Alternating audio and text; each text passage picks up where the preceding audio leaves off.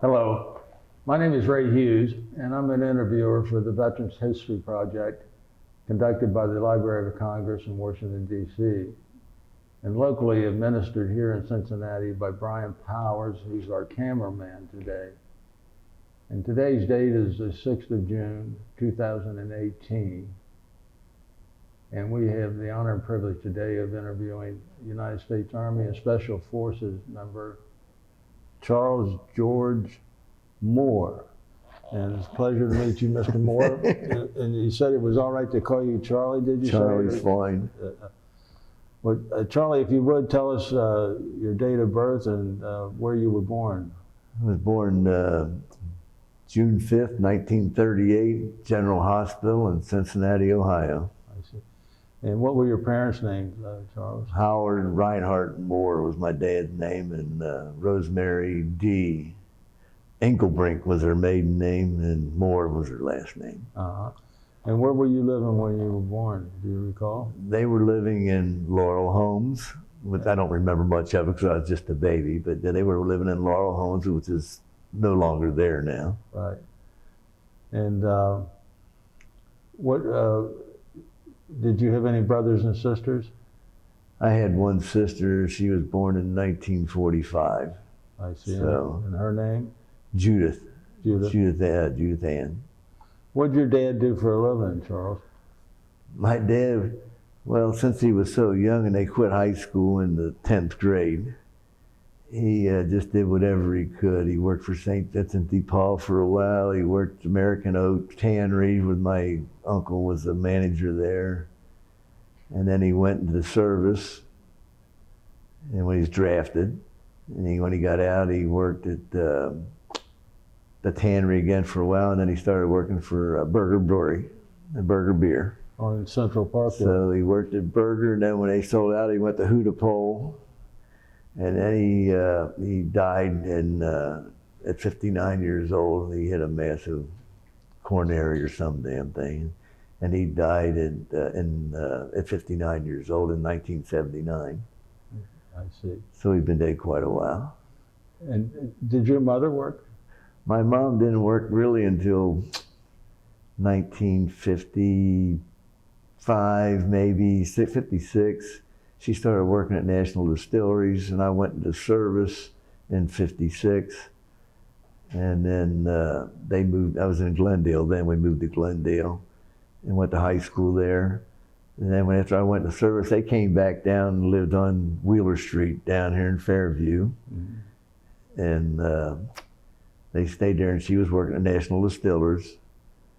And of course, I started there right out of high school, worked a couple of weeks, and then that's when I went in the Army in July of 56. When you were a kid, did you have any a particular church you went to or anything? Well, I was raised Catholic. I went to St. Leo's in North Fairmount for 5.5 years and got beat up by the nuns a lot, and I didn't like that. So I told them, I'm not going back to school. We moved to Fairview. So I went to Fairview for 5.5, went to fifth grade to the 8th grade. And that's the next question. What schools did you go to? What grade schools did you go to? I went to St. Leo's to the 5th grade. I went to Fairview from the middle of the 5th to the 8th. And then we moved to Glendale, and I went to Glendale High School in Glendale and graduated there in 1956. Mm. And then that's when I started working at Nationals for about a month and a half, got laid off, joined the Army, July.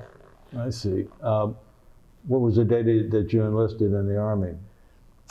I can't remember that because they always let you out. It was either the 29th or the 30th of July. Of 1956. Of 1956. And then when I got discharged, I was supposed to fly back from Germany. And then they said, at the last minute, they said, well, we don't have enough room on the airplane, so you're going to have to come back on a boat or ship. I said, Jesus. So I got back in the United States on the 30th of July when I should have been getting out of the Army. And they sent me to Fort Dix. I ended up doing guard duty that weekend, which I didn't appreciate. And then I got out on the following Monday, so. It was okay. And that year was what again? 1959. 1959. Let's go back to when you enlisted then in 1956. Where'd you enlist at? Here in Cincinnati or what? I enlisted. I went right down here in town and signed up. They took me over to Fort Thomas, stripped us down, give us our physical, give me a ticket, put us on an airplane, one of them Constellation planes. They flew me to St. Louis, got on a little DC-7, flew me down to Fort Chaffee, Arkansas, stayed down there 3 days. They gave me my clothes, and then after 3 days, they put us on the bus, sent us right back up to Fort Knox. I said, boy, the Army really does things backwards. It's funny. I said, wow. So anyway, I went to basic at Fort Knox, and I got finished in there in September. Tell us about your training at Fort Knox.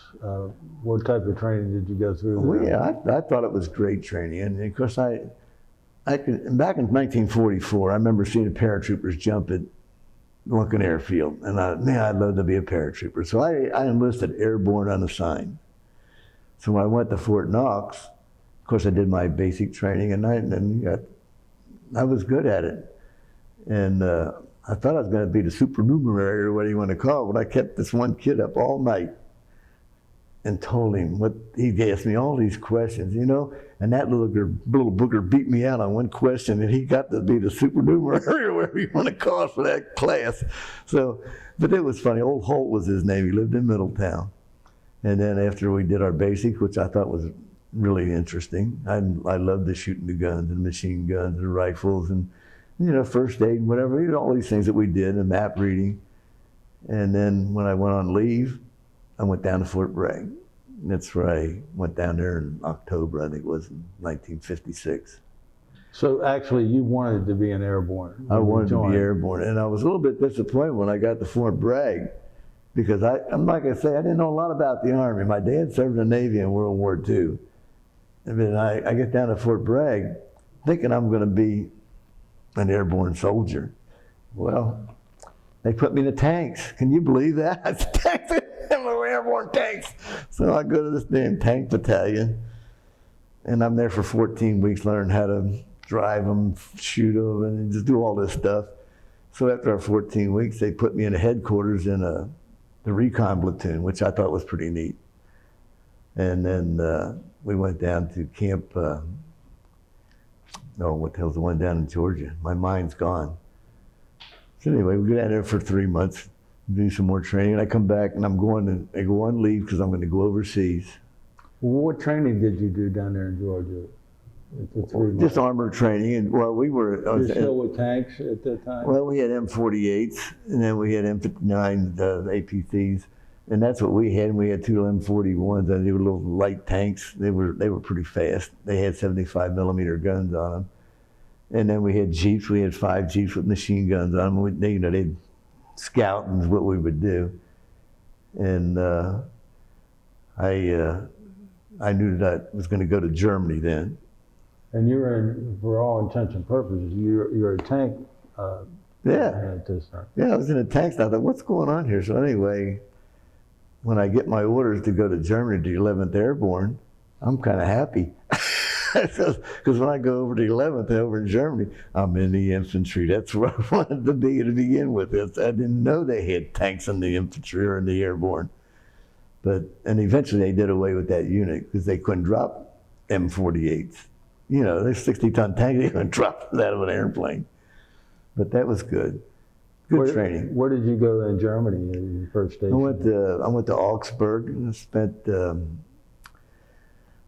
got there in July of 57, and I stayed in Augsburg until May of 58, and then I transferred to the 187 because I wanted to stay on jump status. This is when they were getting ready to retire the colors for the 11th, and I wanted to stay airborne. I had the option of making sergeant or staying airborne, so I opted for the airborne.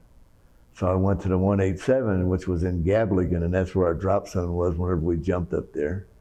So I went with them in May or June of 58. And up until this time, you're still with tanks, though? No, I got out of tanks. When I went to Germany, I was out of tanks. I was right into the infantry. Oh, okay. I did all my infantry training other than basic as OJT, on the job training. Yeah. And it was good. I enjoyed it because I worked out as a rifleman, then I went to be a team leader, squad leader, and then eventually, within a year, I was running the platoon as an E4. You know, back then. Yeah. You did the job. So that's when they offered me sergeant, when they were going to retire the colors and change to the 24th Division. And I said, no, I want to stay airborne. So I wanted to go to 187, stay in E4, which I did. And now the 187 is an airborne? It was an airborne group. They had the two battle groups when they called it Pentomic Army back then in the 50s. And they had two airborne battle groups in a division. And so we had the 187 in Gablingen, and the 503rd was down in Munich. And when they changed it over to the 24th, those were two airborne units. So when the 187, when I was with them, that's when we went to Beirut in July of 58. In July of 58. Had you made any jumps up until this point? Oh, I made a bunch of them. Yeah, I think in 2 years I made 24. I got to make 24 jumps, and that was a lot of time in between some of them. So I made like 2 and 3 at a time, real quick. Where was your first jump at, though? In Germany? No, my first jump was at Fort Bragg. I went to jump school in January of '57. Oh, okay. You missed that for us there, though. I didn't know that you had. Yeah, I went to January in '57, and then while I was in jump school, there was a guy flying around for hours, hanging out the back of an airplane. A lot of guys quit that day. I said, wow. And we come to find out they didn't know what to do. This is back in the early days. They didn't know what to do. So eventually they foamed the runway. That's the first time they had done that, and they cut him loose. Well, he was dead. His helmet had strangled him. So, but a lot of guys quit then, but I wasn't quitting. I'm not a quitter. Mm-hmm. That's what Special Forces guys are. They aren't quitters. They won't quit until they can't walk or are dead, one or the other, believe me. So, but I made my first jump in January of '57, and it took us an extra week because of inclement weather. And then we graduated the first week of February. And then, like I say, then we went down to Camp Stewart. And I couldn't think of the name of it, Camp Stewart, Georgia, Fort Stewart now. Mm-hmm. And that's when we went down to Camp Stewart, Georgia. And then we came back after Easter. And then I had a couple of more months, and I went on leave. And then when I came back in June, that's when I got that day AWOL for my 1 day of grace. And then in 21st of June in 1957, I went overseas. And that's you when went to Germany. I went to Germany. Yeah. And that's when I went to the 11th Airborne, and I was happy. I went to the infantry, and they had just changed it from the 511th, which was an old number from back in World War II and that, to the 505 2nd Airborne Battle Group. Mm-hmm. So I was with them, and from July '57 till May to June '58, and then that's when I went to the 187. And then when they came back to the United States in January the 1st, they shipped me down to the 24th Division down in Munich to the 21st, company seated 21st Infantry. So that's pretty much what I did. Now you were, when did you go to Beirut? We went to Beirut. We just come back from some training at Hohenfels. And generally when you get done with that, you know, we pack our stuff up before we go. Mm-hmm. But when you get a training holiday, so I got all my stuff and I put it back real quick. I wanted to get a day off. Well, that morning they called an alert. We used to get alerts all the time. We'd run out in the woods and sit for an hour or two. Well, this time they made us pack the bags back up here, the boxes, pack them all back up, put all your stuff in the boxes. And they took us down to First and Fellbrook and in Germany. And we were saying, wow, what's going on here? So they made us pitch our tent, which I hardly ever used. And we spent the night there. And then, you know, these airplanes are coming in all night long. All night long, airplanes are coming in. What's going on? Because we didn't know. And then they started bringing the ammo wagons in, and they issue a couple of hand grenades and a bunch of ammo, and then we get our parachutes and stuff, and they say, something's happening here. And what time frame, what's the dates of this? This roughly? was probably, I think they said the 19th of July, right, might have been a day before, but that's when I think we went to Beirut, was in the 19th of July, in 1958, yeah. Because my wife's birthday's the 19th of July. But anyway, we spent the night there, and then the next morning, later that evening, we loaded up, and we ended up in the Dawn of Turkey and spent a night there. And then we flew into Beirut the next day because the Marines had surrounded the airport, and that's as far as they went. They never got any further than that. They just made us perimeter around the airport, and then we air landed because we were ready to jump. Thought we was going to get a combat jump. You know, young guys are crazy anyway, and the old guys are the ones that had already been to Korea and back and made a couple of them. They weren't so happy about it. But the young guys are dumb, you know, they're young and dumb. We were going to do this, and well, we air landed, kind of disappointed. And then we just went off and spent the first night in an olive grove. And it was kind of nothing. That's the first night I told you I almost shot the lieutenant because they got outside the perimeter, scared him to death. I guess if I was on the other end of a damn rifle in an unknown place in the middle of the night, and I hear the safety go off on a gun, I think I'd be a little scared too, probably. That was Lieutenant Dozier, you said? Yeah, it was Lieutenant Dozier. That was the case, I'll tell you. But it was kind of funny. I mean, I was a good soldier. If I'd been, I know a guy that was in Vietnam. He got captured because he was afraid to go to the. He escaped. Their place got run over, and he escaped. And he got right next to one of our outposts. And he's afraid to go holler, afraid somebody'd shoot him. Well, the next day he got captured by the VC, and he put 5 years in captivity. Wow! And the guy eventually got the Medal of Honor for when they got overrun and what he had done. But he earned the Medal of Honor. So, and he was in my reserve unit for a while. Who was? Do you remember? John Caviani. John Caviani. Yeah. John Caviani. Yeah. He was with us, and he told some nice stories at some of our dining outs. I mean, you can hear what you want in the radio and the TV, but he was there, and he says, you can't believe what they say because it's really not that way. But he was a pretty neat guy.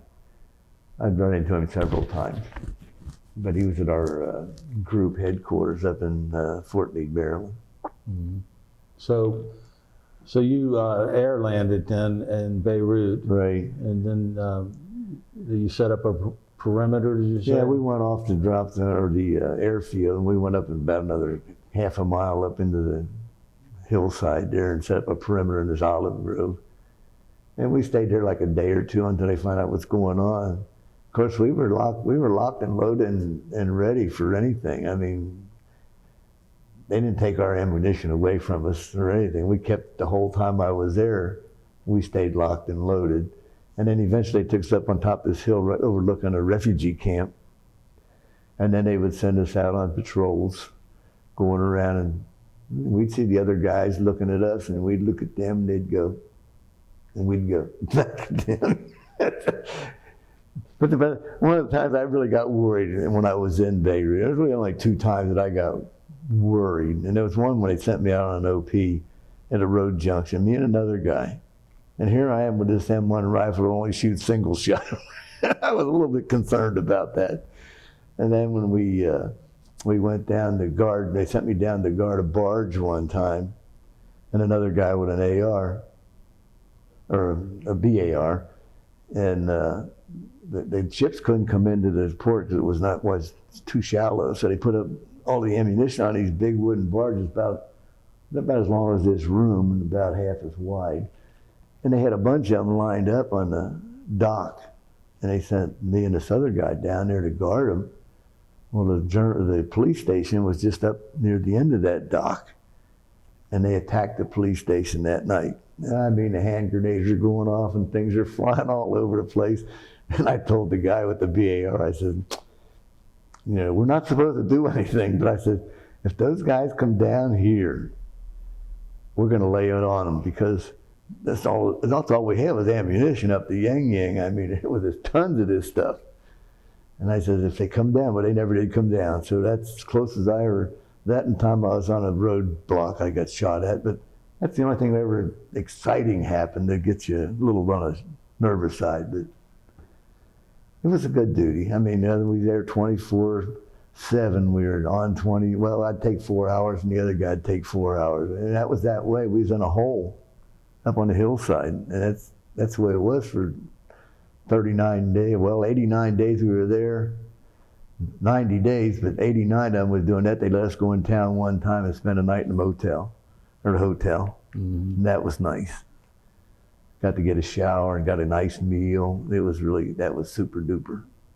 But yeah, out of the 90 days, 89 of them, we were on duty 24/7. You said the roadblock or something. Was that there? Well, they had this big intersection, and they had a bunker right at the one. There was like 3 roads come together, and then it was a big wide thing, and then they had a bunker right there, and then they had another bunker about 100 yards down from me, and they had a tank behind me.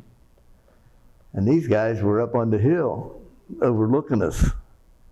And nothing had been going on much, so wasn't paying a whole lot of attention until you hear a snap of this thing going past your ear, go snap.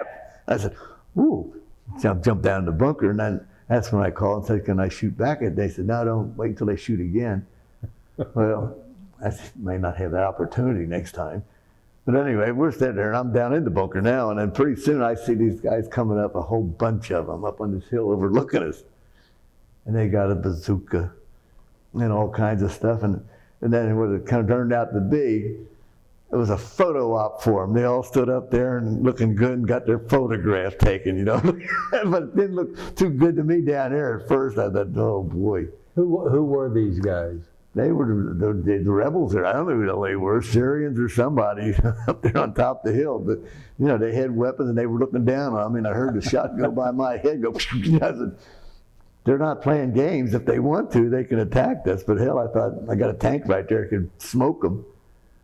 But then when they had that bazooka, I thought, well, that was just a little tank too. Maybe they can smoke him. You just never know. But when you're young and dumb, you don't think about anything. At least I didn't. Yeah. Whatever you want to do, we'll do it. I don't care. So that's the way I felt about it. But it was good training. And I think it made a better soldier out of me. I really do. Learned how to survive. I know when we was on the hillside, we had a slit trench that the Turks had made back in 1918 or sometime. And we used it for a slit trench. But I thought, man, these guys did this. And this was like, we're used to being in the cold weather from Germany. And then we go down there, it's 115 degrees. So for about 3 weeks, it was miserable for us because we just sweating our old buns off. Mm-hmm. And then after a while, you kind of get acclimated to it, and it wasn't so bad. But we went like 45 days without getting a bath. That kind of sucked because we were kind of stinky. They did let us go down a couple of times to go down to the Mediterranean and swim, which shouldn't have done that because it was worse off when you got out of the salt water. It was worse off than if you just stayed funky. And then about 2 or 3 Marines had drowned there. They got in the undertow. And I see them pulling them off on them little mules they had, driving off with them. I said, the moral of the story is don't go out too far, fellas. You may not come back. Of course, back then I didn't know if you went out and swim just the opposite, follow the ground, go out with the undertow and then swim along the shoreline, you come out of that. I could do that now, but I didn't know that then. Right. Because I could have been just as easy been one of those guys if I'd gotten it up over my knees. But I didn't. It just made you salty. It was just white all over you, and it stink and it stunk, and it was sticky. Mm-hmm. So I didn't appreciate that. But we did get that one day in the hotel. That was nice. Got a nice shower, and shaved, and got a nice big steak dinner on Uncle Sam. It was good. Good training. I know when we came back. Now you stayed there for 90 days? 90 days. We was the first plane there, and I was the last plane leaving with Colonel Sharkey was in the airplane with me. He was our group commander. And I found some of these guys on Facebook one time, and they never did get back with me because they were up east. And they said, oh, they went to his funeral or his cemetery plot, wherever he was buried up there. And I said, well, keep in touch with him. Never did hear from him again. But it was initially, the 187 wasn't supposed to go. It was supposed to be the 503rd. But their commander was sick or something at the time, and says they didn't want to take a chance, so they sent us. If it's good or bad, I don't know. It was an experience, let's put it that way.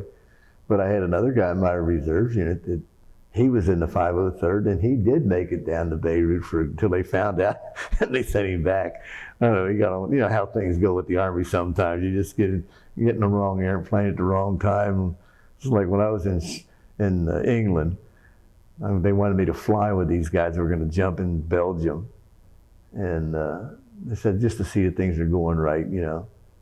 Well, we landed, they didn't jump, and I didn't know we were supposed to get off. Well, we stayed on the airplane, and we ended up in Frankfurt. Here I am. No, just my ID card, nothing else, you know, and the clothes I got on my back. And so we just went and spent a couple hours, went and got a room and spent a couple hours and got a shower and shaved. And they called us when they were ready to go back. And they said, now you guys get in the back here because you're not even supposed to be here. And they put us in the back of this truck and took us back out the airplane and flew back over to England and dropped us off when they weren't supposed to make that landing there. But that, I mean, you do things by accident. It just happens. Well, after your 59 days there, or I'm sorry, 90 days in Beirut, where did you go? We went back to Germany. I can't remember where we landed. We air landed, I guess, at Frankfurt. And then we got on trains and went back down to Gablingen. And then they had the medics there for us, and they checked, because a lot of guys had gotten dysentery.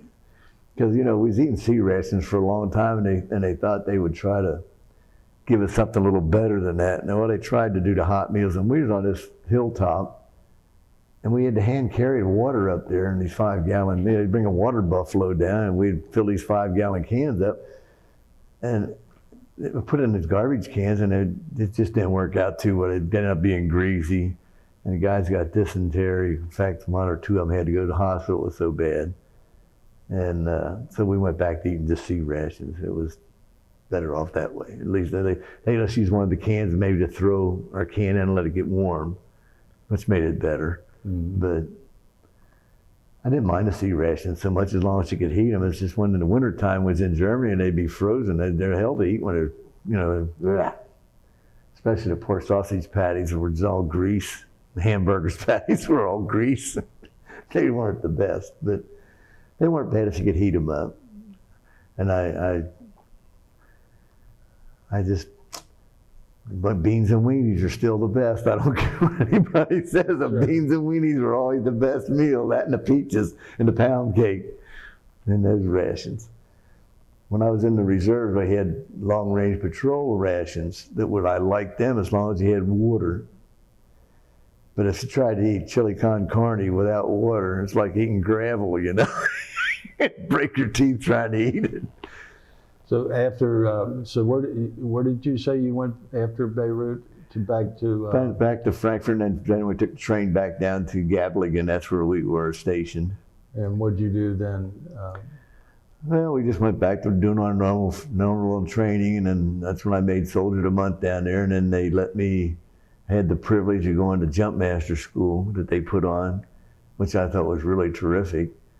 And what is Jump Master School? That's when you go and they teach you how to rig. We learned how to rig the vehicles to drop them, and rig parachutists and inspect them, and how to, you know, and just how to inspect the aircraft and give the right signals and set them up when they go to jump.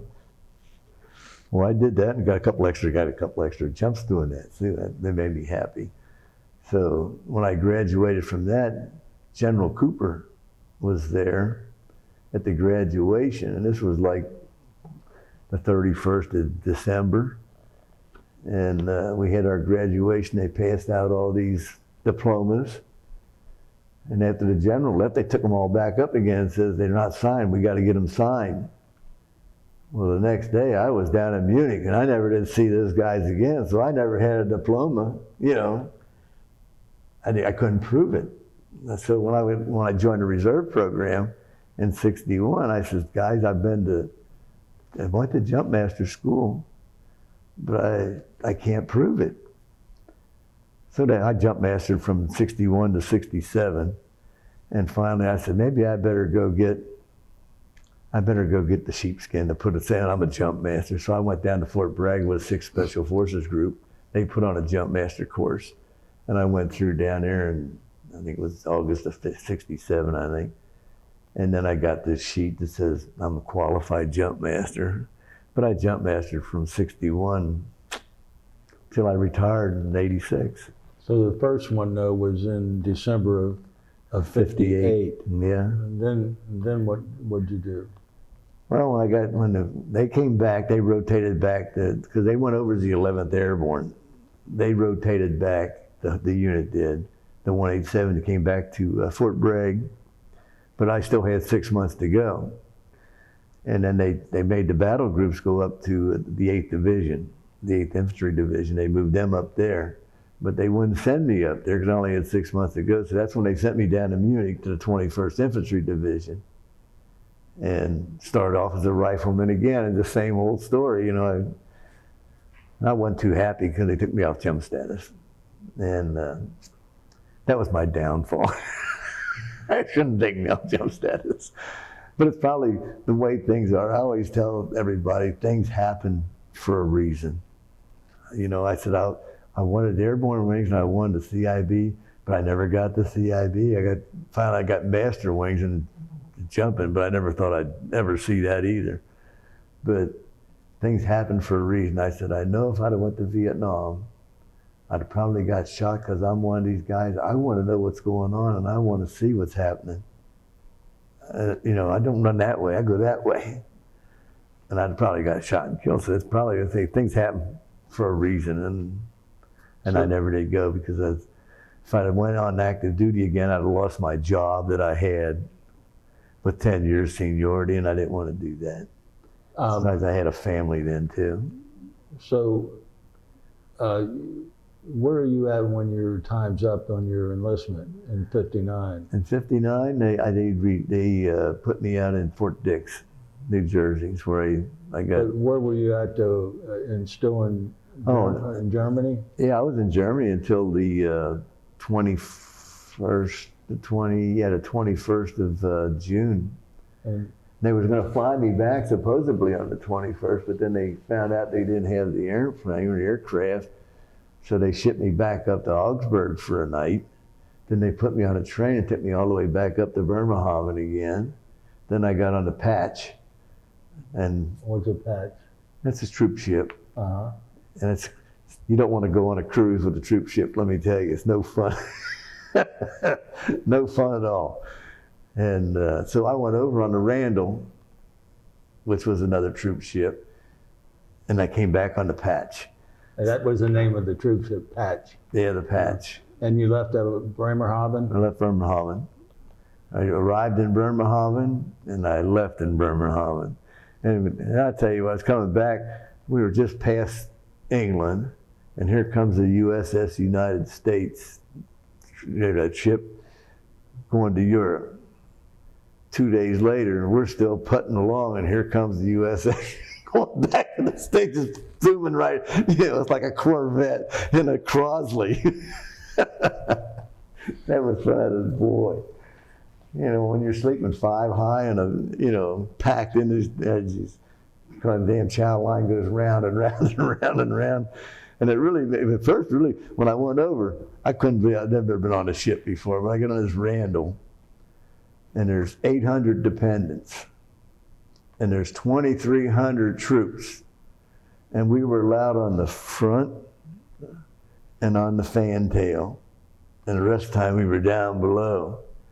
And the rest of the ship, it was like a cruise ship for these dependents. Hell, they were out there playing shuffleboard, sitting at dining room tables, and I thought, something's wrong here. We're packed like sardines, and these guys got sweets, and I said, something's wrong here. I can't believe these guys in World War II, they were just like that, packed like sardines at the time, and somebody was going to sink them if they could. And I said, I don't want to be in the Navy. My dad was in the Navy. I don't want no part of the Navy. I don't want to go on no more cruise ships. If I can't see the land, I don't like it. Where did you land when you came, where did you dock at while you were? Let's see, we left Brooklyn Army Terminal when I left, and I guess that's where we came back, because I remember seeing the Statue of Liberty when we left, and then 2 years later, I see the statue, but now it's a good feeling when you leave and come back, and back in the 50s, it cost like $12 a minute to make a phone call, so I didn't make any phone calls at home. Now you're still single, aren't you? Yeah, I was still single, but you could afford that on private's pay or even E4's pay. I mean, but even then it was only $600 to fly, I think, back then, but it was still $12 a minute on a phone. Yeah. I mean, we didn't have the computers. These guys nowadays, they're right in the front line talking. They got computers and FaceTime at home, Right. They don't have that. We didn't have none of that. Yeah. So, where are you discharged at? Fort Dix, New Jersey. Okay, and then you came home? I came home on a bus. Now, what rank are you when you're discharged? I was a PFC because I had that special court-martial for beating up on the 3 Germans. You didn't tell us about that.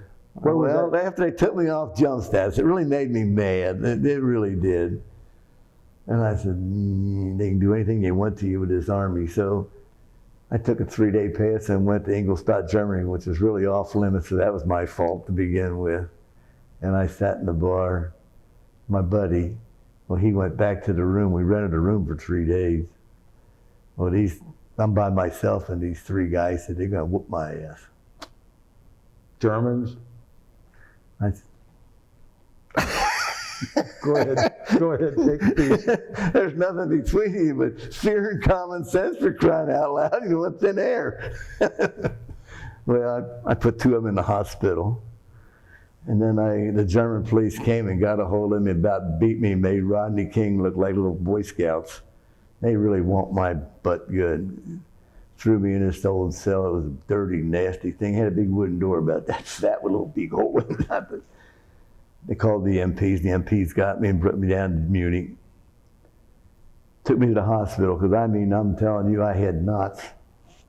Not little bumps. I had big knots all over my head, big welts all over my arms, my back.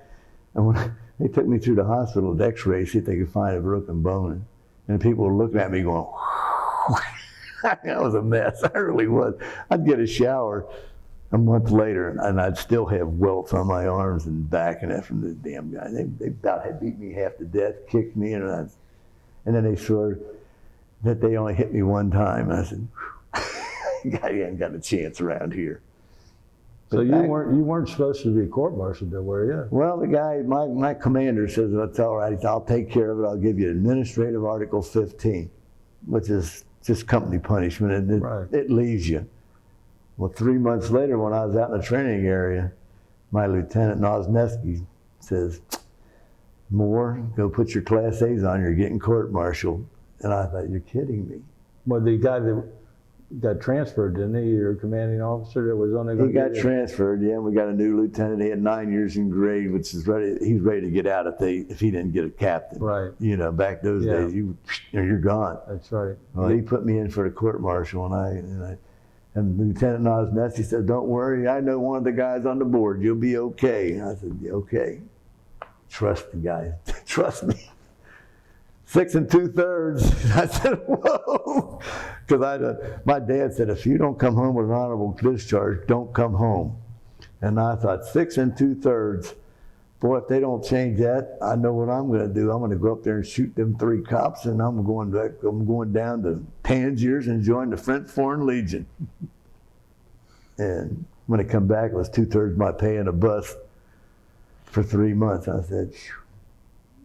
And I got my honorable discharge, I would have. I'd have joined the Foreign Legion. I wanted to come home. I did. Don't come home if you don't get an honorable discharge. That's right. That's right. I mean, we've always been a military family. I mean, my daughter was in the Navy for 8 years. My son's still in the Guard, over 20. His wife's in the Guard. She's got about 15 now. So we've always been patriotic. And I marched in a parade in Glendale for 50 years. And I told him a few years ago, I said, look, we're getting old. We're going to get some of these young guys. But the young kids, they don't want to join. They don't want to join any of the organizations. They don't want to do nothing. It's a dying organization. It's like the Masons. They're dying. I mean, they just can't get members. Right. So I said, I'm glad I'm an old guy. That's all I can say. I said, 80 years old. I'm still up on 2 feet, still play golf, still go roller skating 3 nights a week. Goddamn, go shooting. Where do you go roller skating? I go roller skating over at Loveland, the castle. There used to be a place called Ziva Rinks or something in Walnut Hills when you were a Oh, kid. yeah, there used to be a bunch of little ones. There was one in Norwood. Yeah. And there was one over in Walnut You don't Hills. see that anymore. But, No. and they have an organ playing while you roller yeah. skated around. I never did that much when I was. I couldn't afford it when I was a kid. Was that called Ziva Rinks or up in Walnut Hills? They had, I know which one you mean. I went there a couple of times when I was in the 50s you go or there to 40s. meet girls. Yeah. Because girls were good roller skaters. And then, but it started getting popular again in like 1960. They started building more rinks around, and then it's kind of like bowling. Used to be bowling alley in the 50s and 60s and early 60s. They built bowling alleys everywhere. And now it was on TV every weekend. Yeah, now you know they're all gone, or most of them. They just So, excuse me for I want to get back to your discharge now. So you come back to Cincinnati. yeah. Now, are you romantically involved with anybody at this time? No. You're still single. I'm still single. In fact, my mom and dad moved while I was overseas, and I didn't even know where they lived. They bought a new house up by Mount Healthy, and my dad worked at Burger, so I just walked from the bus station with my duffel bag and my AWOL bag, and there he was. They had these big soaker machines. They put these bottles in to clean them, and he was handing these bottles, and he saw me. What are you doing here? I said, I'm home. I'm home, Dad. He lent me his key to his car, and I told me where we lived, and I went home. I didn't know where we lived. I knew the area, but I didn't know exactly. That area wasn't anything there when I left, but they built it in Skyline Acres now. It's over by Arlington Memorial Gardens. So what'd you do with yourself then at that point? Well, I had to go back to work. I went back to where I got laid off, and That was at National Distillers. And I stayed there, and I retired, and actually they got bought out in 1987 by Jim Beam. American Brands was the money, but Jim Beam was the one taking over. And it was like a mom and pop place taking over Walmart. And that's about what you want to compare it to, because they were just one little bitty distillery down there in Bardstown. And we were big. We had places in Frankfurt, Canada, and our place here. So it was a lot bigger than what they had thought, I guess. But anyway, they fired a lot of the people, and I was very fortunate. And because I was a good trooper, they kept me and about 6 others just to keep me. And I thought, oh, lucky me, because I thought I was going to lose my job. And I was like 49 and 358 days old at that time, just a few days from my birthday. And I thought, they're going to fire me and ain't nothing I can do about it. If we wait another couple of weeks from there and I could say something, discrimination. But they kept me, and I stayed, and I ended up being the manager of the bottling, and I retired in 2000. I said, when I hit 62, I'm out. I don't care what happens, I'm gone. If I go on welfare, I am gone. So that's when I retired in 2000. So let's go back to, because I know from reading your records that you joined the reserves. Yep. When did you, Well, after I got out, I was a little bitter with this service because I thought, these guys can do anything they want with you, because I was RA, you know, and that's when you give your soul to God, because your old tail belongs to Uncle Sugar. RA meaning regular Army. You know, back then you had the RA and the NG and the ER. So, and that, we had a number back then, and I liked that. You know, mine was 1557304.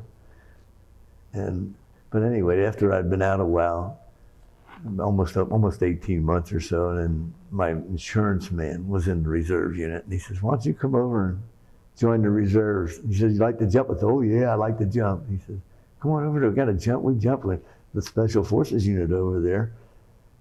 And I went over in September of '60, and I just bought a new car.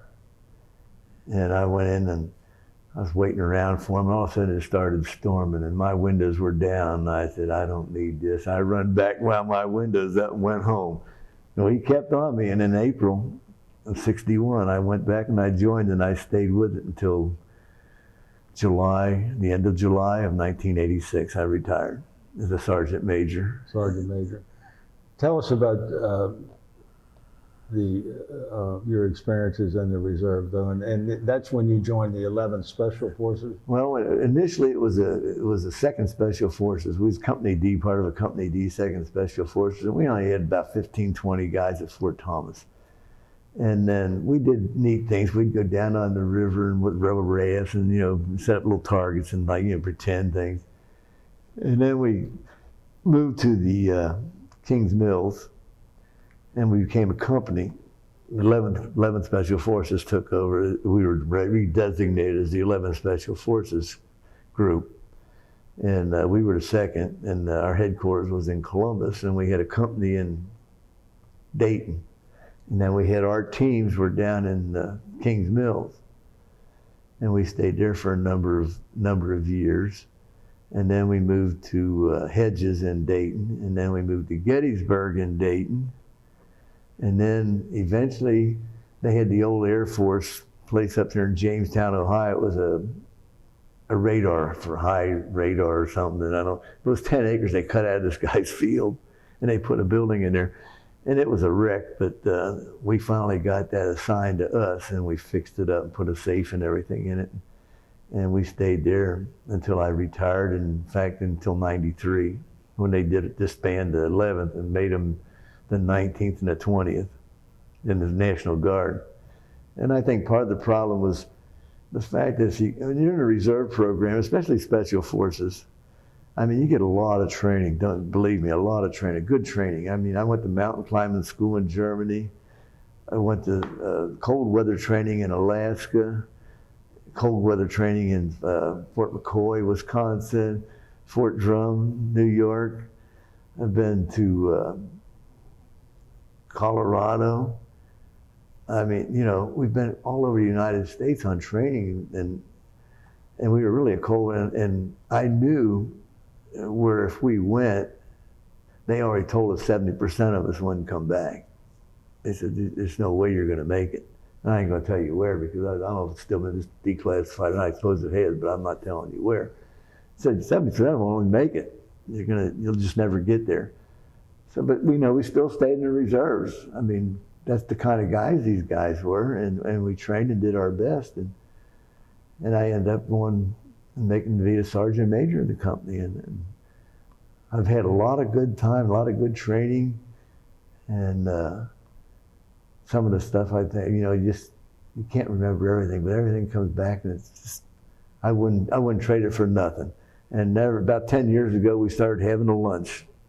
And my buddy and I says, why don't we get together? We're getting older and retired, and we'll have a lunch once a month at the Hoffer House, because that's kind of located centrally for everybody in this area. Mm-hmm. So that's what we do, once a month, first Monday of the month, unless it's a holiday or opening day, then it's the second Monday. So if you're never not doing anything, come down to Hoffer House for lunch. Well, I meant to last Monday, but we had a little semi-emergency in our family. But tell us, about this mountain climbing exercise that you, or Well, training that you Well, had it's like in Germany? anything in the military, in our unit especially, back in the 60s, we didn't have money for nothing.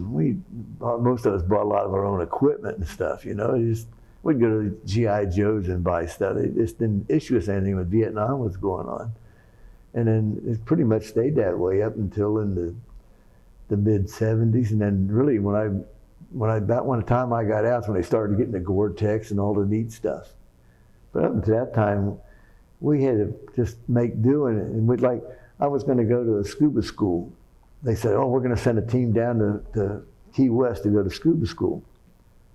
Well, we trained. Now I'm 38 years old, and you have to swim a mile in 25 minutes. You had to do 60 push-ups in a minute, 60 set-ups in a minute. You had to run 9 7-minute miles, and you had to do 1,000 flutter kicks just to go to the school. So I worked my way up to that. And then, of course, when it comes time to go, they say, we don't have any funds, I'm sorry. You know, and that really kind of irritates you. It was the same way when we went to Germany for mountain climbing school. When you're in the reserves and you're back then in the civilian job, I mean, they don't want to let you go. Right. So when I went to Germany, it was one of these off again, on again, off again, on again. And like 3 days before we're ready to go, they said, it's on again. So I went to work and I took a 3-week vacation and then 2 weeks military leave. Went over to airport, got an airplane, flew up to New York, spent the night up there, over to Germany. We get over to Germany and the guy says, what are you doing here? You know, huh? What are you guys doing here? Well, we came for the training. We're supposed to have vehicles. And we got a mountain of equipment, taking all of our equipment with us. Finally, the guy gets on the train and says, yeah, we'll give you a sleeper to go down to Mittenwald, which is down on the border. It's an 8-hour ride. So it don't leave until midnight. We got there, you know, like 4 or 5 o'clock in the afternoon. So we carry all this crap over to the station, the train station. And we get on the train, we don't even have a seat, much less a sleeper. I slept on that. They got those things where you put your racks over your I climbed up there and laid down and slept on those damn bars up there. Then we pull into Mittenwald. We call up. What are you doing here? We're here for training. They weren't expecting us either. So anyway, we ironed it out. We spent 28 days there doing mountain climbing training. We had a good time. In fact, went to Schongau, got to go to German jump school, got 6 jumps with the German jump school, got my German wings. Yeah. So it was really a good deal for us. But then when we got home, I mean, they only paid us for like 20-something days, and I had to make up another pay roster for everybody, and I redid a supplemental for everybody and sent it in and got everybody paid for the rest of the time we were there. But it was exciting. We had to do everything. Nobody was expecting us. We had to get our own transportation and everything. So was that mountain climbing dangerous? The worst part I thought was dangerous is they call it the climbing garden where we first got there. And we had to rappel off of this big, round, smooth rock. And it come down, and there was like a little ledge down here. But it was like 300-foot drop if you missed. And they put this guy on your back, and you rappel down to this little opening area down here. Well, then you had to free climb back up. That was scary. I mean, when you're sweating, you see a little lump in the rock, and you smack your hand on it and hope you can get to the next little lump. You're looking up here to put your finger in a crack or something. That was scary, because if you slip, it was all over. Goodbye, baby. You didn't have no ropes or nothing on you. You was just free climbing. That was scary. I can imagine. My God. But it was good training. It was good training. I remember when I was up on top of this one mountain here, and we're looking down. I think I'm going to hop over and look down there. And I said, I better look over there. I looked over the other side of it. I was going to hop over, and it went straight down. About 1,000 foot. I said, I'm glad I didn't do that. I am glad I didn't just hop over that rock. Could have been all over. I'd have been sailing, free fall, without a parachute. But that was, once again, was a good training. I mean, the guys, there's nothing like special forces. I mean, I've been in the regular Army and that, and you get together and you have good things, but the Special Forces guys are special, I'll tell you. They really are. They won't quit. They'll be dead before they quit. They got to be unconscious. They won't quit. They break a leg, they'll still drag along. They won't quit. And that's one of the things I really liked about it. And most of them are a little more on top than the average, you know. Some of them are a lot more top than me. In fact, that's why I said, I don't know how a big dumbass like me ever got to be the sergeant major. This guys, they all got degrees, they got the countings, and you know, they got lawyers, and they're here, I'm in charge. How'd I get up there? Well, you obviously had everything on the ball, but... Well, I was a good soldier, I really was. Yeah. You know, I just messed up one time, and it's probably best that I did, because if I hadn't, I would planned on staying in the military. I planned on making a career of it. I wanted to do 3 years as an enlisted, then I thought I'd go to OCS and become an officer. But it didn't work. It didn't happen. But I wouldn't trade it for nothing. It was a good time, good time. If we could talk a little bit about your personal life then, when did you meet your wife and how did you meet her? I was bowling with a gal I went to high school with, was at Madison Bowl, and my cousin and his wife. And we went into the lounge afterwards, and we were and one of my other friends was there with us watching. And my wife and her girlfriend came in, and my husband, my cousin's wife knew her friend. And they got to talking, and we got to talking. And so I asked her if she wanted to go out. And then, you know. What is her name? Judy. Judy, and her maiden name was? Conlon. Conlon? Yeah. C-O-N? Conlon, C-O-N-L-O-N. And her dad worked for the post office. He was, I don't know, he was a lawyer by trade, but he didn't do that. He did something with properties or something. Mm-hmm. But, you know, she's one of 15 living. And she had a sister die when she was 2, and then they had a stillborn one. One other one. So her mom had 15 times, and she's been pregnant those two miscarriages. And she's got 4 brothers and 10 sisters. And all the sisters and the brothers, they were all Marines, except one. He was in the Coast Guard. But every one of them were in the Marines. And I kept saying, you guys, and the one retires lieutenant colonel. I said, you're going to go in the Marines? I said, you're crazy. I said, all you do is get the Army's junk. You know, things the Army don't want, things the Navy don't want, you get their junk.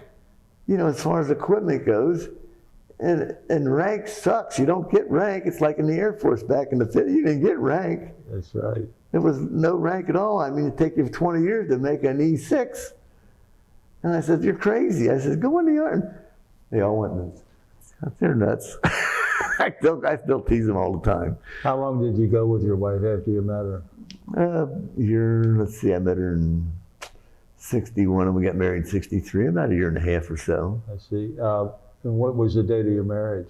September the 7th, 1963. How can I forget it? That's right. I can remember standing up there waiting, and the priest was late. And I'm standing there waiting, I'm thinking, what the hell am I getting into? I was damn near tempted to turn around and leave, I swear it was. But I can't complain. If it hadn't been for her, I'd probably be dead, really. And how many children did you and your wife? I got 2 girls and a son, and my oldest daughter that went in the Navy, she put 8 years in the Navy as a naval officer. Now, what's the names of your daughters? Karen Louise and Pamela Louise. And Chuck was Charles Gregory. I didn't want to have a juniors, but it's Greg. It's still Charles G, but it's Gregory, not George.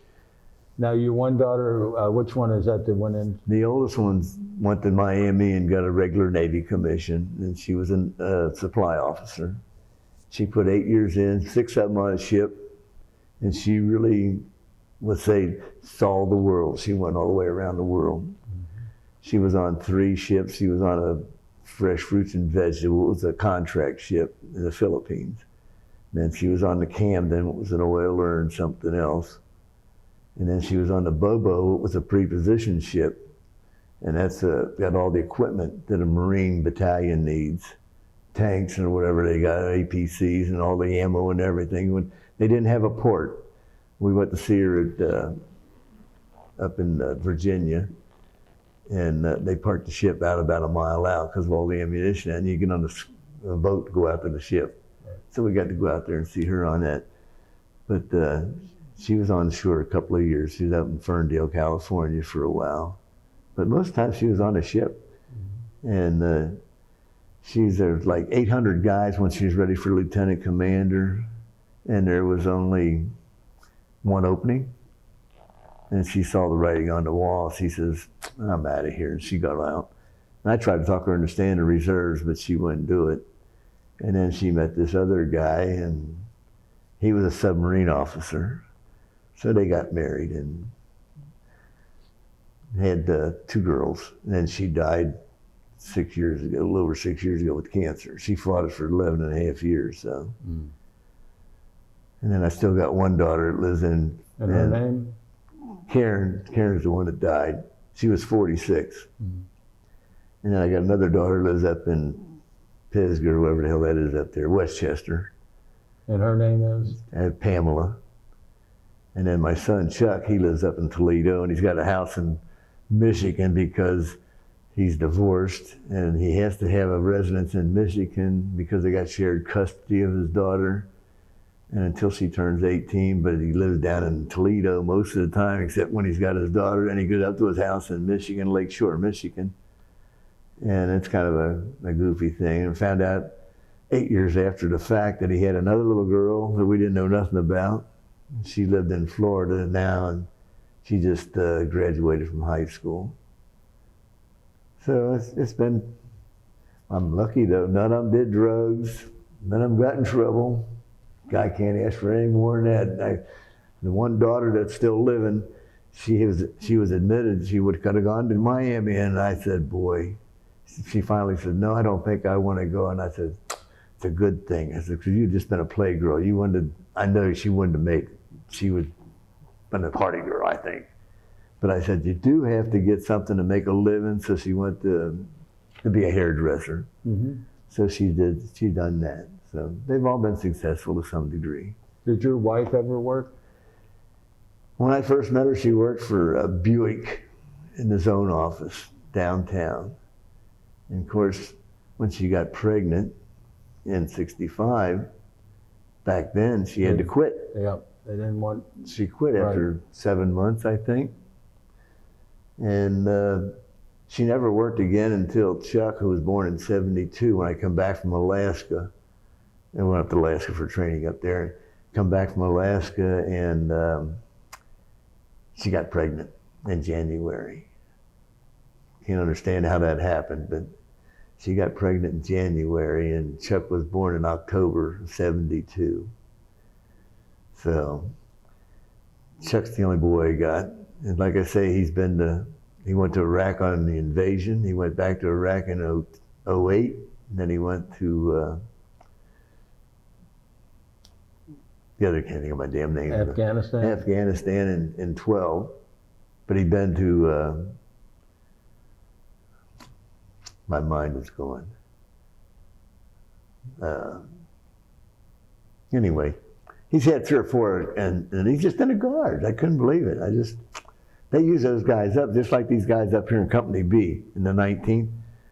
They are gone I've known them up there for every year. Well, half of them are gone. They have to use them. They're using them up. They have to have the draft. They're using them up. I mean, it's just unbelievable. I mean, being in the reserve and the guard and going on active duty for a year is not like being in the regular service and going somewhere.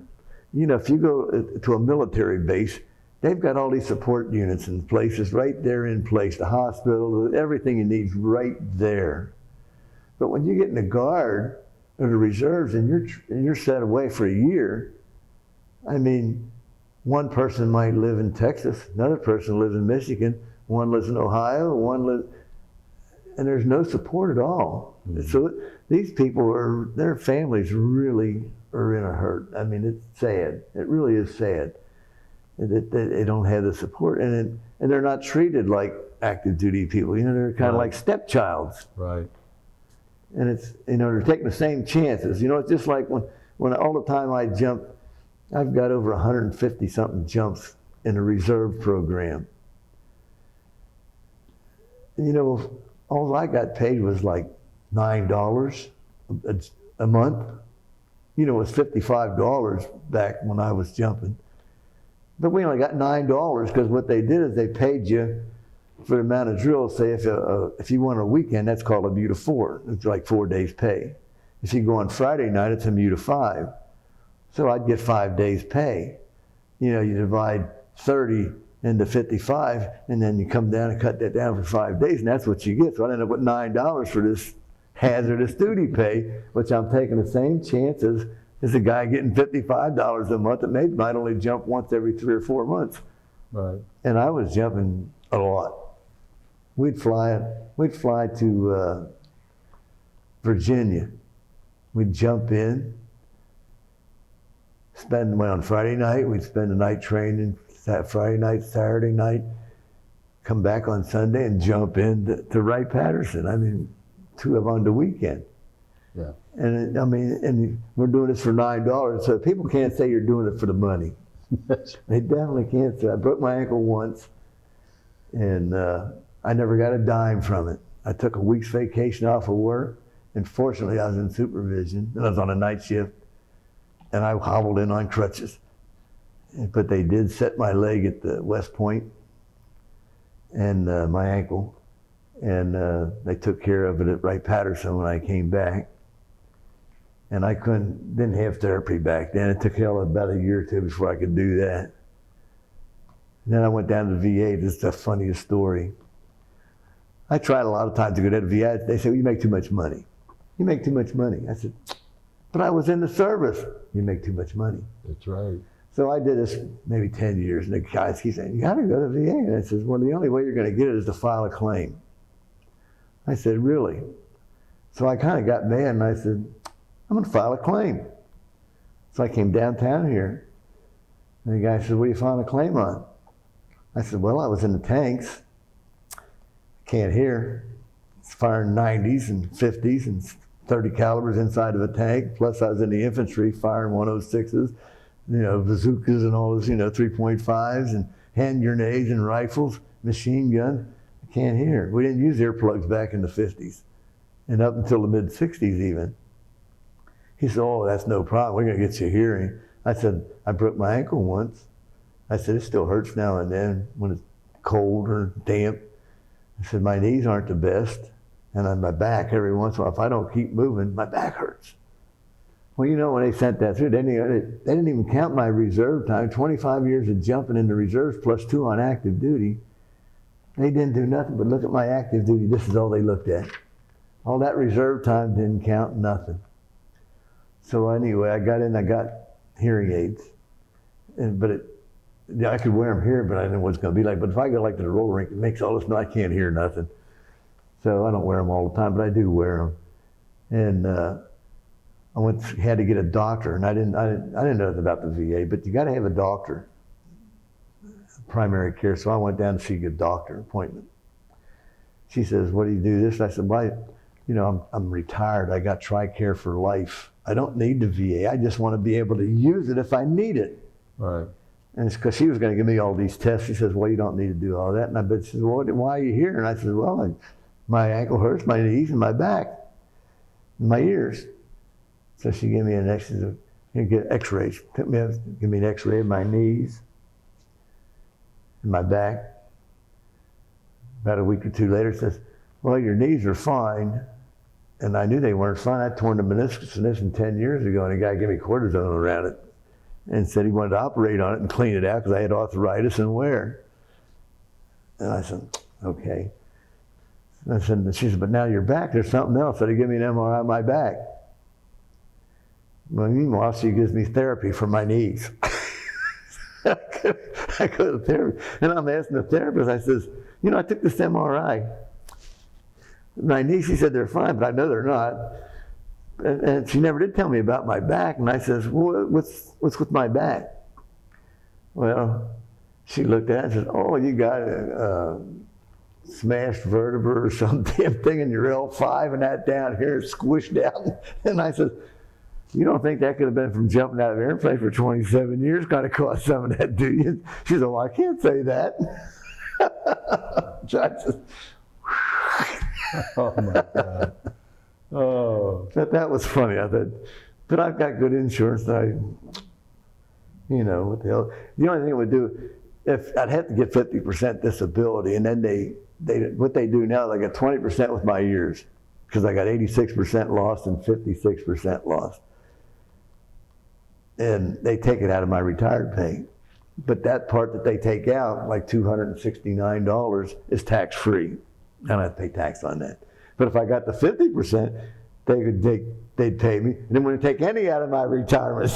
So, but that's the way it works. And I had some people say, aren't you going back and fight? I said, look, if I went back and tried to fight it, it would take at least 5 years. I said, I'm 80 years old. I don't think I'm going to live 5 more years, maybe, if I'm lucky. So my doctors get a charge at it every time I go to them. They found out I had AFib. And I says, what's the problem? They said, when did you start feeling that? I said, I never.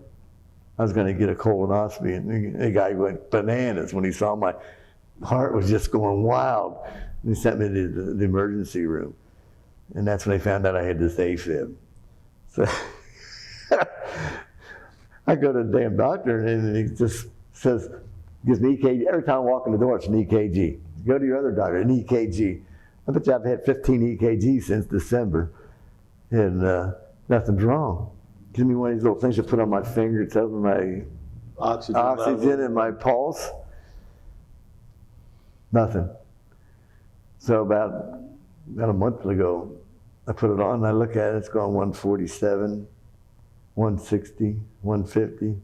So I called up and I said, you think I ought to go to the ER? Yeah, I'll go to the ER. So I go to the ER. They got to keep me overnight. I couldn't believe this place. I mean, it was nice. They treated me nice. But, you bring this gal in for speech therapy. She said, stick your tongue out, move your jaw. But I get a bill. I didn't ask for this shit. I get a bill, and when I see the bill, it's $582 for this guy to come in for 10 minutes and go, I said, boy, what a ripoff this is. Well, the doctor, he did come, my heart guy, and they put some kind of chemicals in me and got me beaten right again. Mm-hmm. And I went and see him. He says, come back in 6 months. Well, I was at home after I had an endoscope and a colonoscopy at the same time about a month ago. And I went home and I couldn't go roller skating, but I felt good because I couldn't drive because of the drugs. So I said, I'm gonna cut the grass. I cut the grass, I look at my little thing, 140, 140, 140, 140. I thought, what's going on? 140, and this is about 2 hours. My wife says, I'm not taking the emergency room. I had 2 glasses of wine. I said, the hell with it, I'm going to bed. I wake up at 2:30, that's the little thing on my finger, 98 and 68. That's what I tell them, you gotta die of something, Doc. I said, I've lived a good life. I can't complain. I've lived a lot longer than a lot of people. And I thought I was gonna die a number of times before this, between car wrecks and stuff, getting shot at, and by not just some guys over in Beirut, but some of my friends shooting in directions when I said, I'm happy. I have nothing to worry about. I'm good. I've got a lot of friends. Brian, do you have any questions for Chuck? A couple of questions. So did you know growing up that you wanted to join the military? Oh yeah, I knew that in 1944. I killed more Japs and Germans when I was a kid than the guys who were actually over there. I shot millions of them. And I saw them guys jumping at Lunkin. I said, that's me. I want to be special. I want to be special. What was it? What would you see at Lincoln? Did you go to see planes? Well, we went down there. My mom took me down there one time. We rode a streetcar down or some damn thing, and they had an air show of some kind, and these guys jumped from Fort Campbell, came and jumped. And I said, man, I want to do that. And so when I was graduating from school, I said, I'm going to the Army, I'm going Airborne. And I did. And I was happy.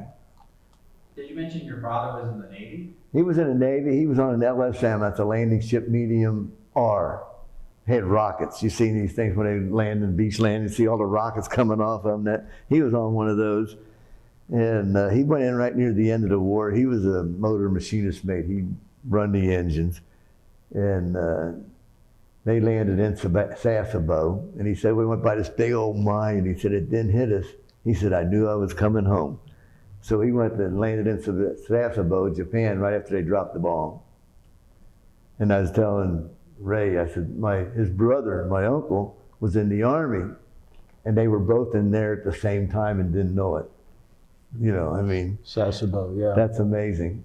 Then my daughter was in Sasebo one time. I mean, you know, it's just amazing the things that go on and how you run into people. I was talking to Jim Butler. He was a prosecutor down here, and he was in one of the reserve units up in Columbus.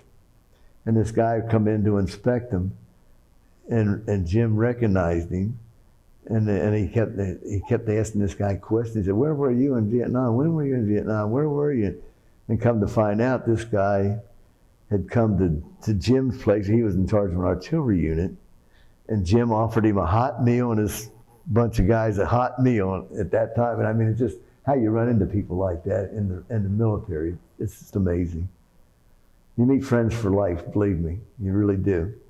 I've got friends that I've known for over 50 years, 60 years, that I met through the military. There's nothing they wouldn't do for you if you really need help, really. So do you have much memories of your first day at boot camp or anything, or was it Fort Knox? Well, my first day, I can remember the first time when I flew down to Fort Chaffee, Arkansas, and it was hotter than hell in July. And they took us to this place and they said, we need a runner.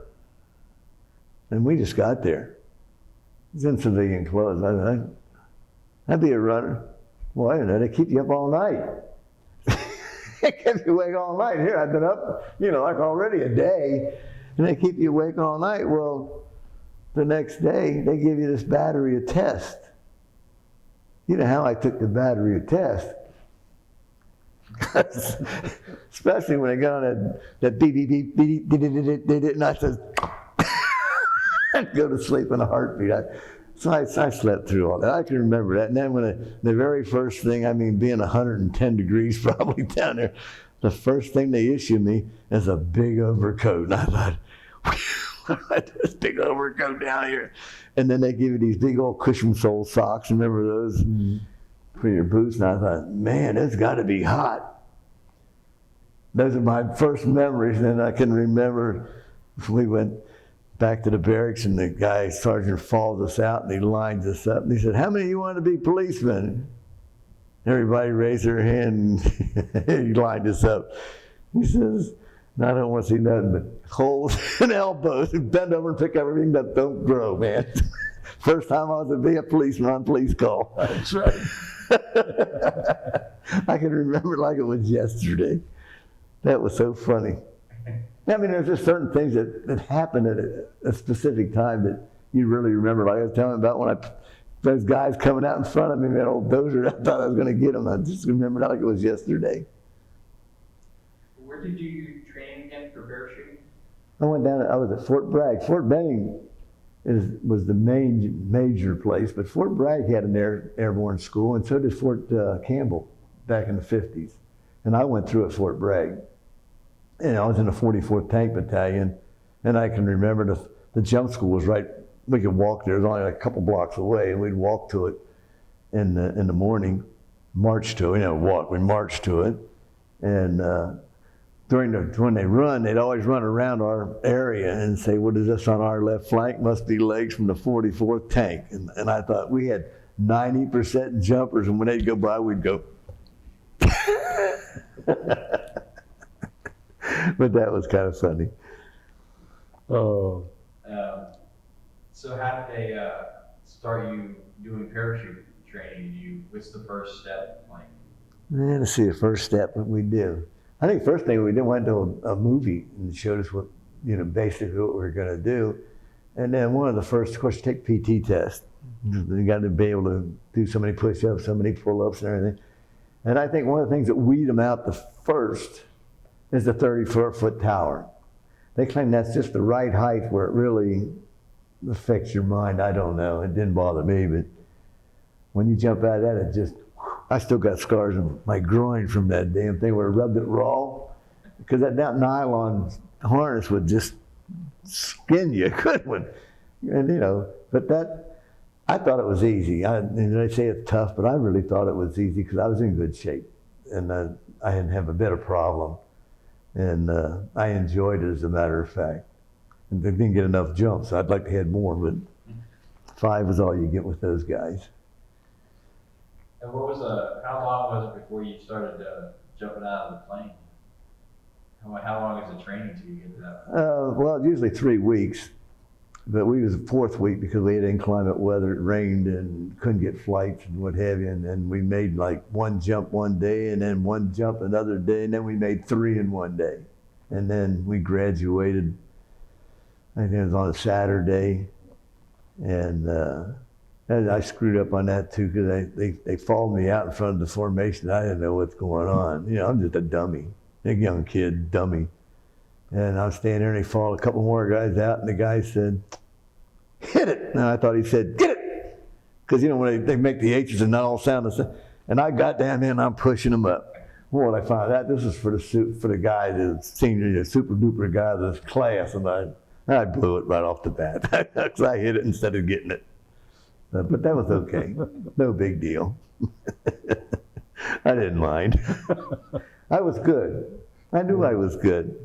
Everybody. I can remember one time in training, the general came when I was in my armor training, my 14 weeks. And he came to our barracks.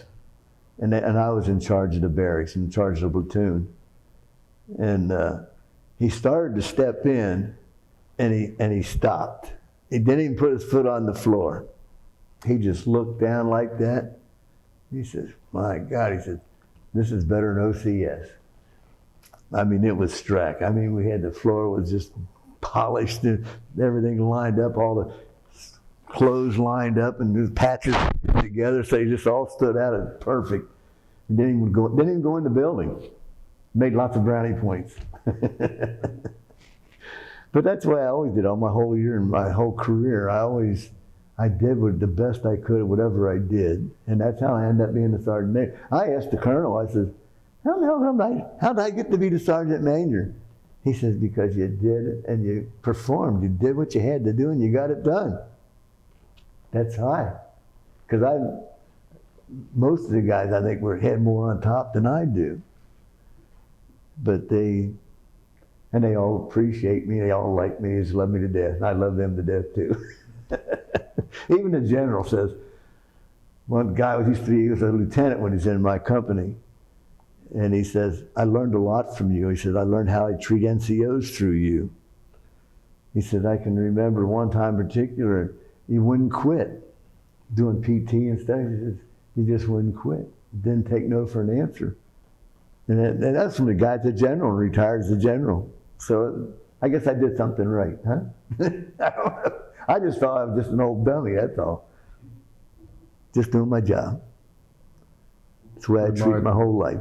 Even at work, people used to say, "Oh, why are you trying to show them how to do your job?" I said, "I'm not afraid of my job.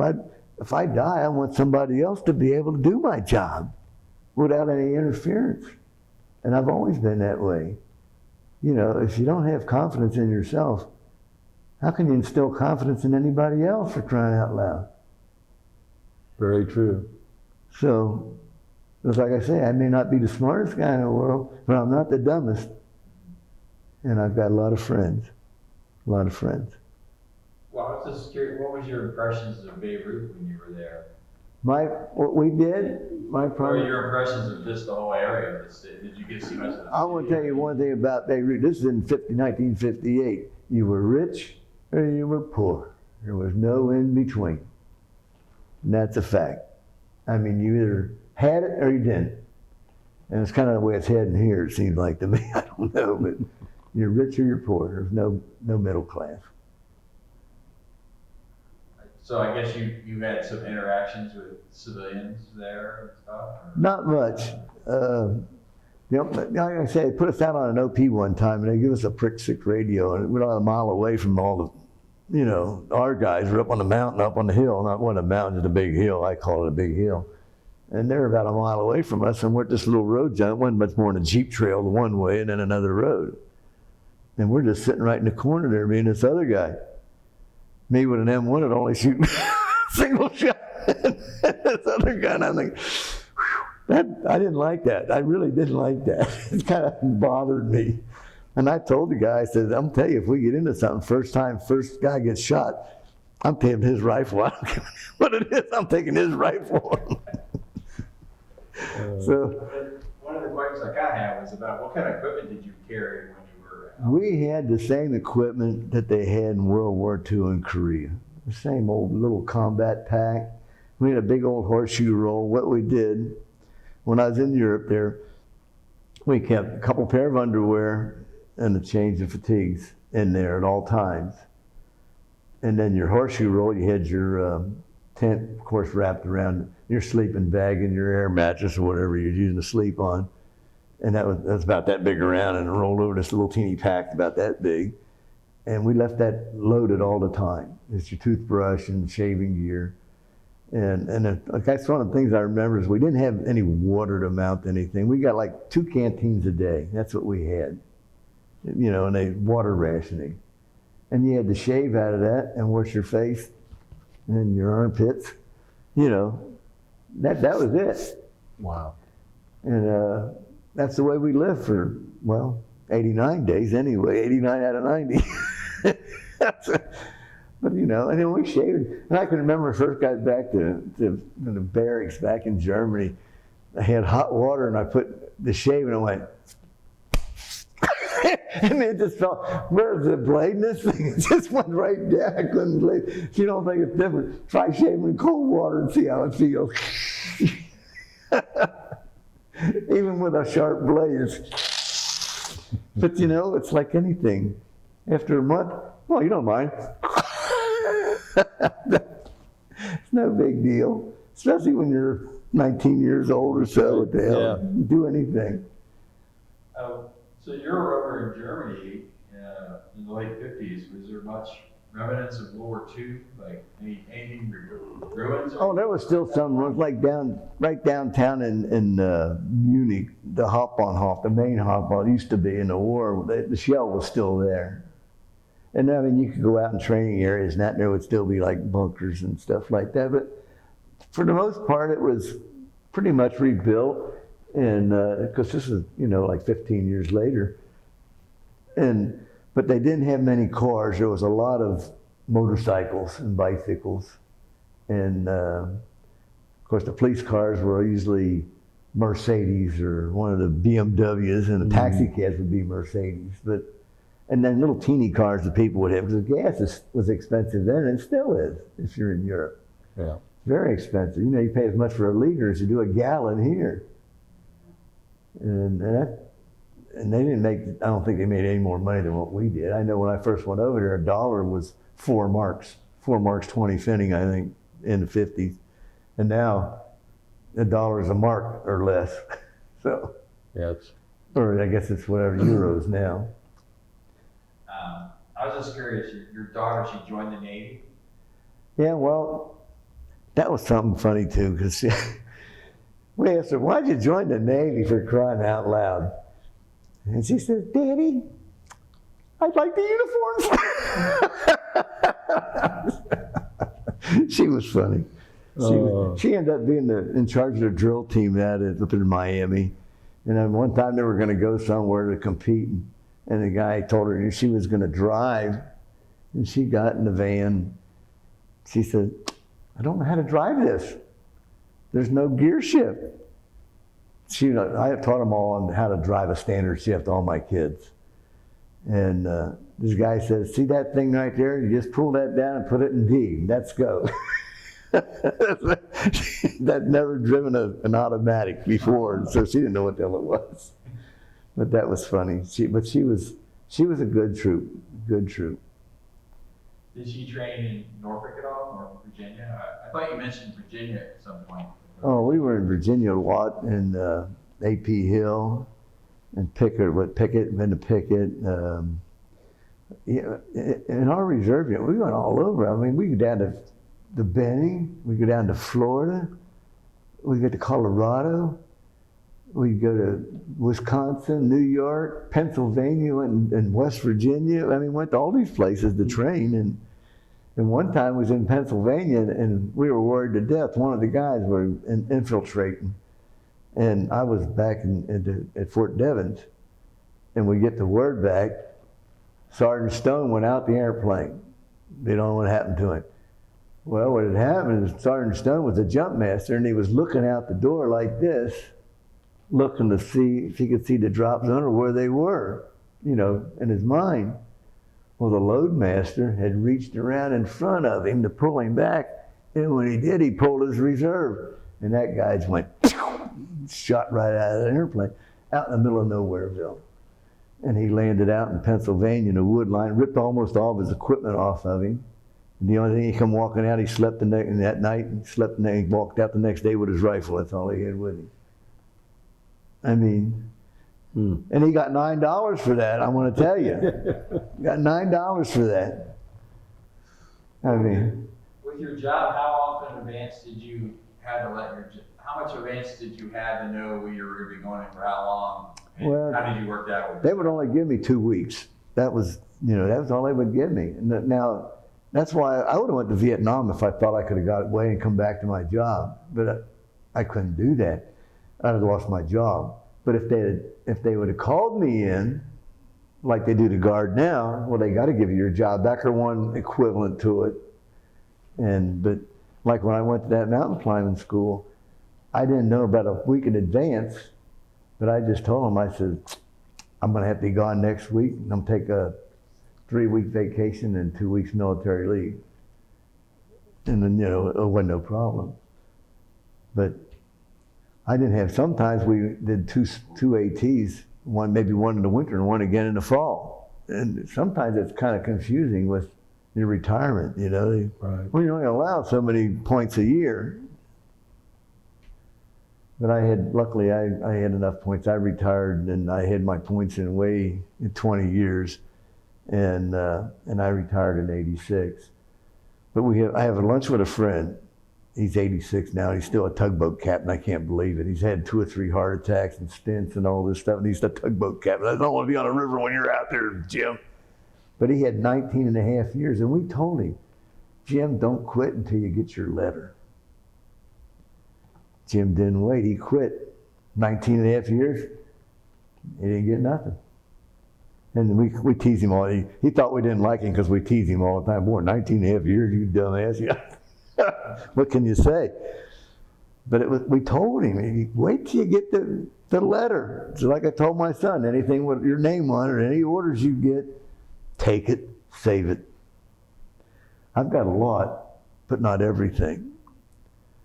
I've got some of my first orders and stuff, but not everything. And wait, your son, is he now, he's in the reserves? He's in the Guard. He got the ROTC at UC. Well, he went over to Ohio University first, and then he come over to the University of Cincinnati, and he got commissioned in 96. And it's when Clinton cut back the military. I mean, he was slicing. That's the first thing the Democrats do is they cut the military out, cut out all their funding, lose all their equipment. So then when a Republican gets back in there, they got to spend billions to get it back up to snuff. Well, he went into the Guard, and he went into the Indiana Guard, and that's when he was in that when he went to Iraq the first time on the invasion. Then he came back a year, went back to his Guard, and then he moved to Michigan, then he kept going to Indiana, and then he went to Iraq again, and I said, you ought to get a place closer by you up there in Michigan. So he did. 4 years later, he's in Afghanistan. the Michigan Guard. But he went to Bosnia before that. He was over there for 6 months. He came back about 3 months, and that's when he went right into Iraq. I said, "Where are you going?" He said, "We're going over to Sandbox, man. We're going over to Sandbox." I thought, well, they're activating these guards guys. They probably just let them go train somebody. Yeah. No, they were right over there. He told my wife, he didn't tell me, he said, "Mom, I was really scared." I said, "Well, if you weren't, you're dumb, you know? Right. But you got to overcome your fear. You know, you just have to. You don't have any choice." No, I never was scared of jumping. I always enjoyed it. I always worried about landing, though. I mean, the jumping's easy. It's the landing you worry about. Do you think any of your grandkids are going to get into the military? Is that even showing any interest? I doubt it. All my grandkids are girls. Now, they may, I don't know, but I doubt it. My daughter that was in the Navy and her husband, they just never really talked about the service, you know, and they were liberal. I said, "You guys are nuts. I bet you voted for Obama." I know they did. I said, "You guys are nuts." And what can I say, you know? I never interfere. It's like I always told them, I says, my boys, they're the girls, their husbands, I said, "I'm going to tell you right now, I'll never interfere with your wedding or your marriage. But if you ever hit them, I'm going to kill you." And I meant it. I said, "You don't hit my girls." You know, nobody's ever hit them. They'd kill somebody if somebody hit one of their girls too, one of my girls. But the one that's still, he says, "Yeah, I remember that talk going down there." He says, I got the word. I says, "Don't mess with my girls." I mean, anybody that hits a woman, to me, is not a man. They're just a nothing. I just cannot see that unless they're coming at you with a ball bat. Now, you might want to either duck or something, but you better have good reason. But don't just slap them or hit them. Never, never. Well, I just got one last question. You worked in the distillery for how long? Well, I went in 56, and they counted my military time, so I had 44 years total when I retired. But working at a distillery, right? It's the same place, yeah. I was probably the only guy there that we had really like 5 bottling houses. We had, used to be an old BIB with the bottled and bond plant, which means nothing except it's just government man's there when they close down everything. You just run it. It doesn't mean anything about booze, but bottled and bond is just a sales thing. And then we had the Gilby plant, which made the gin and vodka. And then we had the BIB, which is another bottle and bond plant, was down between them. It's on the expressway if you go by, you see. Right. And that was, I worked down there, had put in 3 bottling lines down there, and I ran those for a while. I ran the one up in Gilby's for a while. And then we had 6 lines in the B&R plant with a bottling and receiving. And I ran that for a while, and that had 6 lines, and then went down, when they closed that part of the plant, they closed them down and moved them down to Frankfurt. And then the last one staying up here was the Kuiper plant, and they were going to put that down in Frankfurt, but they couldn't do it because Peachtree came out and it really went big. So there's no way they could keep up with it. So they kept us going from 1987 until 2011, I think, was when they finally sent it down to Frankfurt. But I retired. Where did you work at, for the most part? Well, I started out as just an old slave. You know, I was throwing empty boxes and rolling barrels. And where physically were you at? Were you in Cincinnati? Oh, Cincinnati, yeah, I was in Cincinnati. But they had, National Distillers had plants in Frankfurt. They bought a place up in Calgary in Canada for Windsor. And then they had the Cincinnati plant. So, and most of it. Where in town? It's right off of right off the expressway. It's Paddock and Vine. Okay, the one that's now Jim Beam. Yeah, the one that says Jim Beam bought us in 1987. The American Brands was the money that bought us out. And they used to do USI was chemicals. And all the money we made, they put it into chemicals. And if you remember, I don't remember back in, I guess the 70s, they built these 2 nice big buildings out there on 71. If you're going north, they were on the left side. The big glass buildings. Well, I think they tore one of them down already. But USI went out of business, and somebody bought them out, and they went out. And like I say, Jim Beam bought us. That was the best move for me because they paid us better than the guys at National Distillers. They did better pay and treated us better. So I was happy. I couldn't complain.